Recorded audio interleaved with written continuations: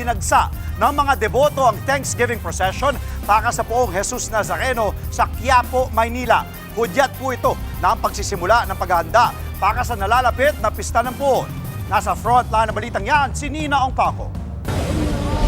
Pasado alas 11 kagabi inilabas mula sa tarangkahan ng The Minor Basilica and National Shrine of Jesus Nazarene o Quiapo Church ang imahe ng Jesus Nazareno. Bahagi ito ng Thanksgiving procession na hudyat ng pagsisimula ng paghahanda para sa Nazareno 2026 sa January 9. Ang mga matyagang nag-antay sa Plaza Miranda nag-alay ng puting kandila habang inaabangan ang paglabas nito. Maraming sa mga sumama ang nakayapak, di katulad ng nakasanayang tulakan at baliyahan.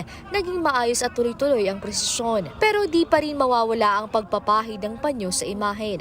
Si Rem na taga-Tayuman, dala pa ang kanyang sariling replika ng imahen.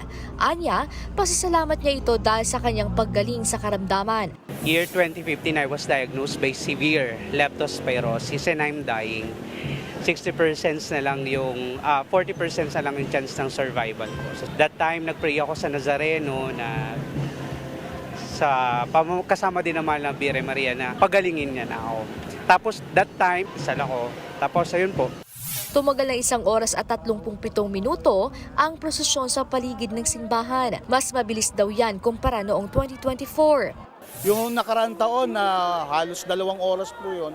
So malaki ho ang natipid nating oras ngayon dito. Wala rin hong masyadong kaguluhan sa palibot ng andas. Ayon naman sa Manila Police District, aabot sa 600 pulis ang dineploy nila para siguraduhin ang seguridad sa prosesyon.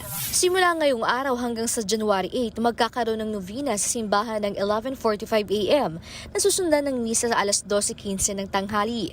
Iikot din sa ilang barangay sa Quiapo ang imahen mula January 2 hanggang January 6 bago ang mismong traslasyon sa January 9. Nagbabalita mula sa Frontline, Nina Ongpaco, News 5. Mga kapatid, Andre Felix po, manatiling may alam pagdating sa mga mahalagang balita sa loob at labas ng bansa. Mag-follow at mag-subscribe na po sa social media pages ng News 5.